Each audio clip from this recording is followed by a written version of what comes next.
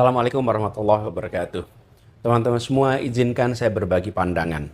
Saya mengikuti dengan seksama apa yang sedang terjadi di negeri ini. Dan terus terang kondisinya tidak baik-baik saja. Rupiah jatuh ke titik terendah sepanjang sejarah. Harga-harga naik, kesempatan kerja menyempit, daya beli rumah tangga melemah, tabungan tergerus.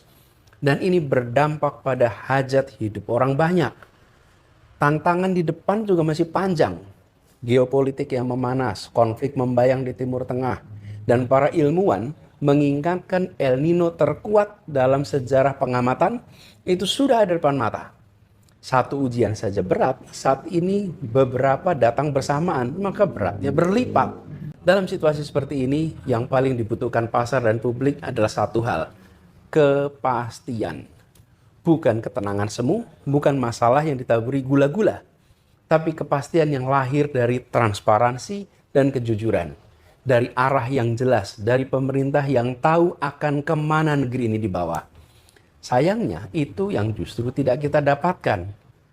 Data dipilih-pilih, hanya yang baik yang ditampilkan, yang buruk disembunyikan. Komentar pejabat soal situasi serius sering terdengar enteng bahkan bercanda. Kebijakan berubah-ubah, hari ini begini, besok berbeda. Pasar bingung, publik bingung, investor menahan diri, bahkan sebagian kabur. Keteladanan juga tidak hadir.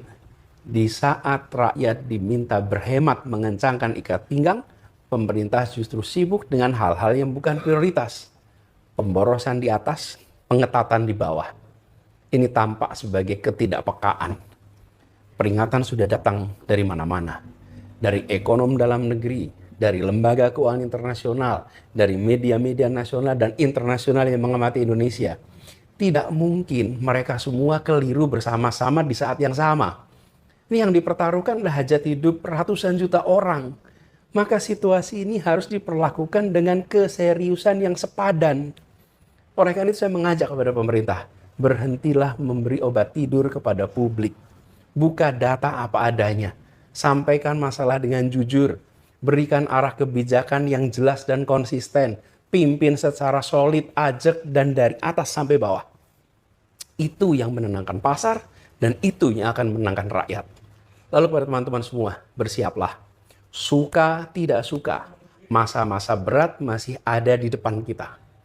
Tekanan ekonomi belum reda, cuaca ekstrim akan hadir dan menerpa, dan dunia di luar sedang bergolak.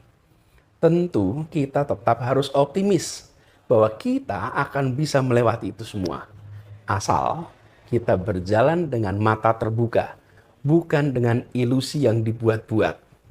Kita pasti bisa, tapi syaratnya satu, serius. Mari kita serius mengurus bangsa ini. Terima kasih. Assalamualaikum warahmatullahi wabarakatuh.